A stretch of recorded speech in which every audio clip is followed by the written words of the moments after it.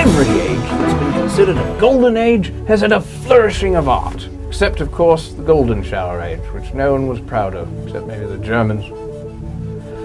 There's grandmother's image crashing into my brain again. I'm going to need some therapy to my cerebral cortex. Ronald? Ronald? Yeah? Yes, I need another treatment.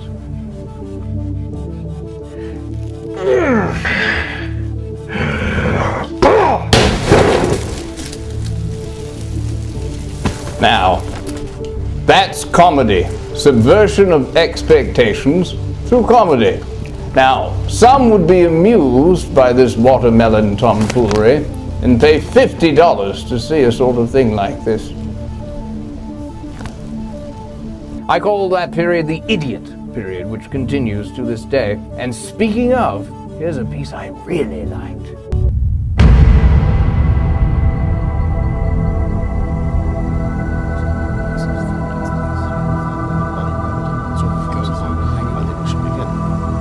Hello, I'm Art Gong. Welcome to Beyond the Known. We're coming to you live via television as well as by way of streaming video on the World Wide Web. Every night we examine the world of the paranormal and of conspiracies and provide a sounding board for some of the great thinkers of our day that the mass media don't want you to hear. With us tonight, Dr. George Flightus, a leading intellectual and author of a new book he claims exposes the most frightening cover-up of the century. Good evening, Art. I must apologize, Doctor. I'm afraid I haven't had an opportunity to actually read your book. Oh, dear. But we all know that there are many troubling events in the world today. Some would say that paranormal, almost mystical forces are at work. Much of our audience, Doctor, has a very real sense that the world is heading toward Armageddon. Good night, Art. It's been a pleasure. We're not finished, Doctor. Oh, there's more? Terrific. Dr. Flightus. Good. As a result of your lifelong research, what do you think is at work here? Well, Art, I believe that all the ails of society can be attributed to one thing, one single horrible thing. And that is? The potato. The potato. Doctor, we pride ourselves on our healthy skepticism. This seems like a real stretch to me. What evidence is there that potatoes are a problem? I call it the great potato addiction, and I believe the statistics speak for themselves. We are the statistics! We speak for ourselves! Far too literal for my taste. So, Doctor, you suggest that we are experiencing a great potato addiction? Yes, Art. In my book, I have factual proof that potatoes are the key to the dark secrets that shall destroy our society. Now, why is your book entitled Stonehenge Decoded? A printing error, Art.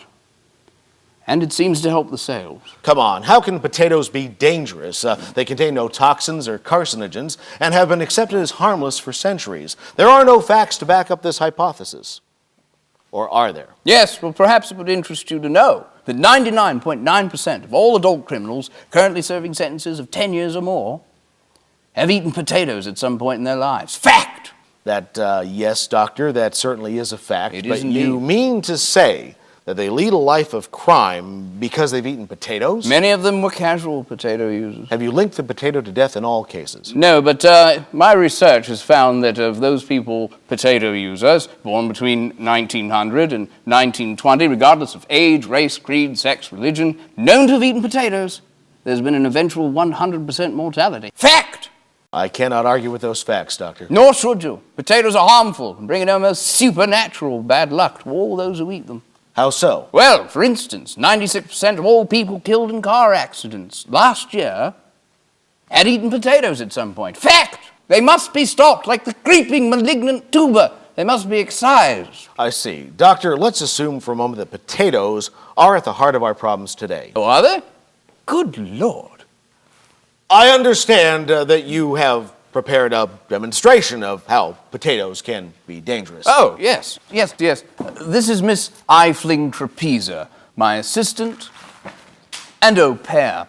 And as you can see, she has two well-formed potatoes. Yes, goodness, I can see that. Yeah. Those watching on our webcam can see that as well, I'm sure. Can we see the webcam version of this, please? If you would, Miss Eifling.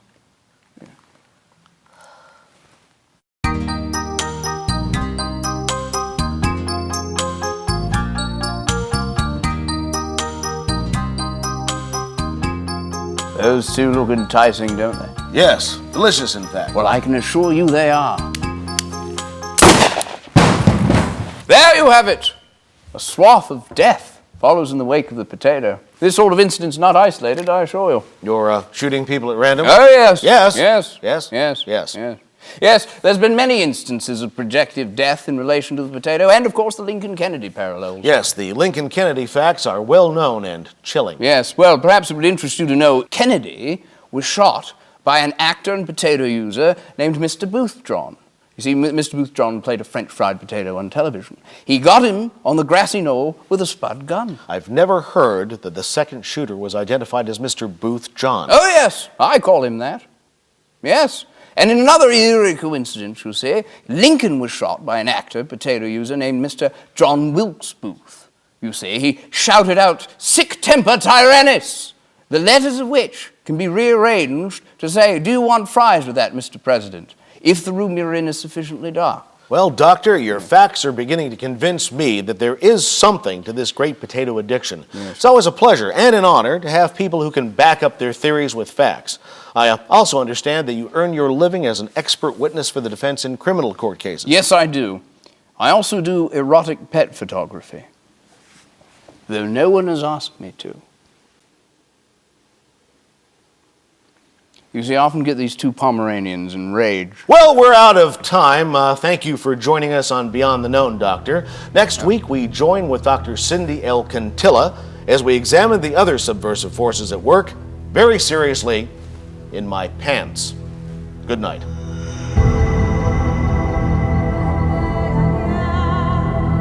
Those pants. Those pants, yes. One's good.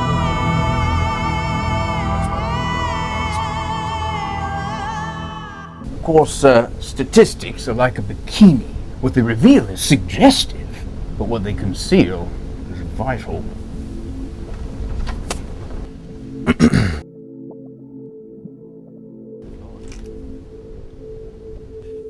Is this an illustration of that?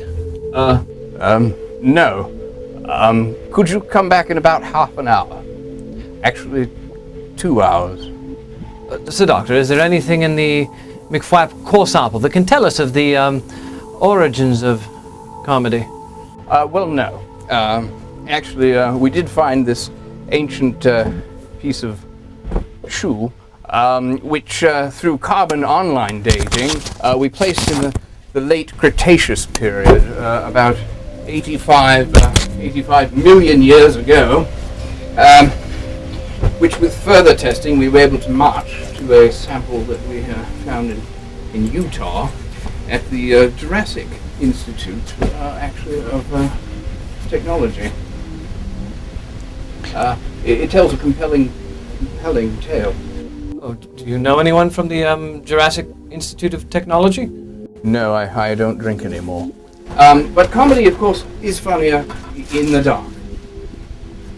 What I mean by that, of course, is get me in the bedroom and you'll see what I mean. And I mean funny peculiar. Do you mind?